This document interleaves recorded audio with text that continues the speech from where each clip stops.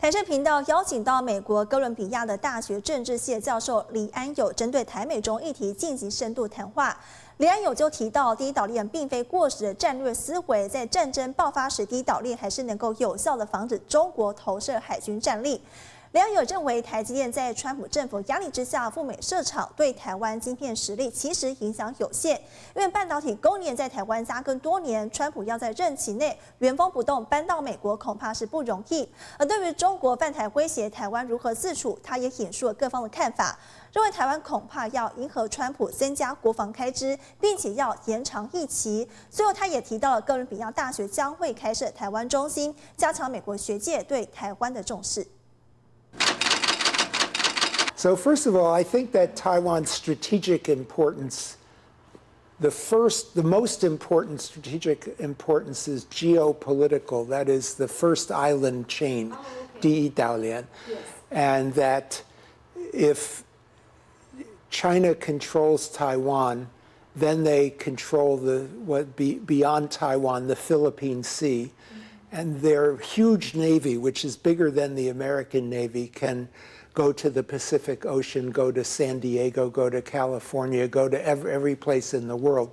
And when they no longer have to prepare for a war over Taiwan, they have all of these military assets that they can use to exert influence everywhere else in the world. So TSMC is an important strategic asset, but it's the number two. Number one is the geopolitical, geostrategic asset of Taiwan as what was called an unsinkable aircraft carrier, but now as a projection of Chinese naval influence. I think it's important because China has a huge navy, the biggest navy in the world, and they're not a missile. They have to sail on the water, and they have to get out into the Philippine Sea and the Pacific Ocean, and now they can because it's peacetime. But if there's a crisis, Japan, Taiwan, Philippines, Indonesia, the Straits of Malacca can be closed. The Indian Ocean can become difficult for China to transit. The Pacific Ocean can be difficult for China's Navy. So the Navy is important. Missiles are important, but the Navy is also important. So then with respect to TSMC, of course, this is a very technical topic, which I don't understand too well, but I think transferring putting $100 or $200 billion into Arizona is just sort of I don't know what percent of TSMC's production capacity that would be, and I understand it's not the most advanced chips either, but it's just a portion of the whole TSMC operation. We don't know if it's going to succeed. I mean, so labor conditions and living conditions in Arizona are different. American factories are not necessarily as efficient. Of course, in Arizona, you have plenty of electricity and plenty of water. So what that does, I think, is to give face to Trump. So as I said before, Trump wants face. He wants money. He wants to be treated like a big shot. He likes to say, look, I got you these factories.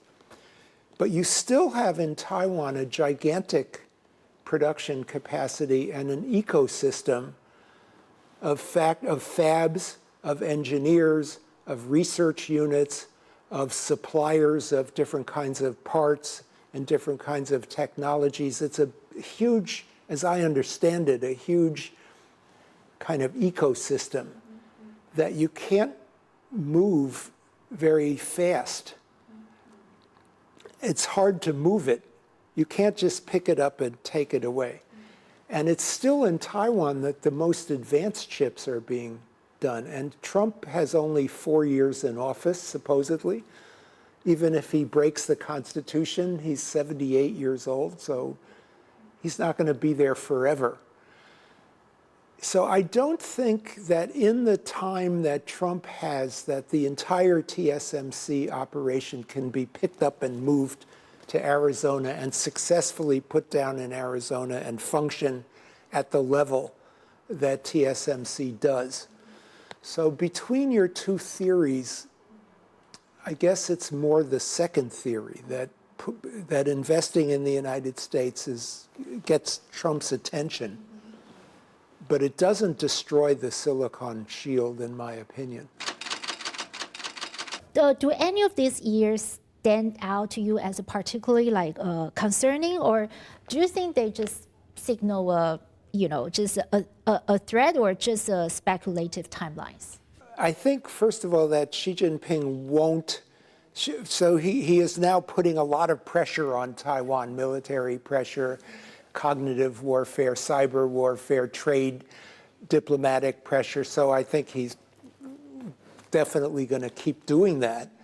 But in terms of having a final solution to the Taiwan problem, I don't think he will do it by an artificial timeline.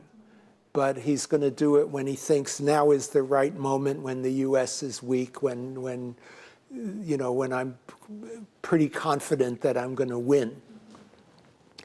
But he certainly wants to do it within his own term of office, and we don't know how long that will be. So Xi Jinping now is 71 or 72, probably still 71 years old. So he still has quite a lot of time to watch the situation and watch for the correct moment. So I don't believe in these deadline things. Okay, so what should Taiwan do? Yes. So because I'm not a citizen of Taiwan, and I'm not a politician, and I'm not a military expert, so I feel very diffident. I shouldn't say what Taiwan should do, but let me report what people say Taiwan should do. And so I think one thing Taiwan needs to do is to increase the resilience of the society, energy supply, water supply, civil defense, rice, strategic reserve, and all those things. It needs more resilience, which is very expensive and complicated. I think that Taiwan should not, it is too early to lose faith in Trump because Trump is unpredictable, and he may decide to support Taiwan. But in order for him to support Taiwan, he's going to need to see the defense budget go up. He's going to need to see more realistic training. He's going to need to see a longer, I'm sorry to say this, but a longer time for young Taiwanese to serve in the military for training and to develop a reserve force that's well trained. He's going to want to see Taiwan doing things like TSMC and investing and fixing. There's a trade deficit not only with China but with every place. So he would like to see attention paid by Taiwan to the issues he cares about. And then I think Taiwan should avoid triggering a crisis, and I know that's the existing policy anyway of the government, so that's okay. Those are the things I think that pretty much it's no secret, everybody says these are the things that Taiwan, and also continue to try to convince the European nations have evolved their position. Originally, they said the Taiwan issue is not part of Europe. But in recent years, France, Germany, Britain have understood that stability in the Taiwan Strait is also a security issue for Europe. Taiwan needs to continue to explain that to the Europeans, and of course, strengthen relations with Japan. If there is a war, if the U.S. does get involved in that war, the U.S. needs support from the Japanese and from the Koreans. So recently, Columbia University is launching a project establishing Taiwan Center, right? Would you like to talk about this, why you have this idea, and what especially at this moment, Taiwan is really important, but how the Taiwan Center can help? Well, we need to raise a considerable amount of funding in order to have this, but we have a vision of a Taiwan center that would be anchored in a professorship that would be based in the Weatherhead East Asian Institute, but would develop, well, we already have relations, but to promote Taiwan studies in all of the other units of the university, the law school, business school, engineering school, medical school, school of the arts, and so forth, to bring attention to Taiwan, all of the things about Taiwan, not only politics, not even chiefly politics necessarily, that's part of it, but art, engineering, business, trade relations, all the different aspects of Taiwanese society, to history, to let more people, I mean, the thing about a university is that we train students who go out into government, media, business, into education, and so we want those students to be more informed about Taiwan. Taiwan is not that well understood. I mean, a lot of people study China, but fewer people have a good solid knowledge of Taiwan and what it is and what it does.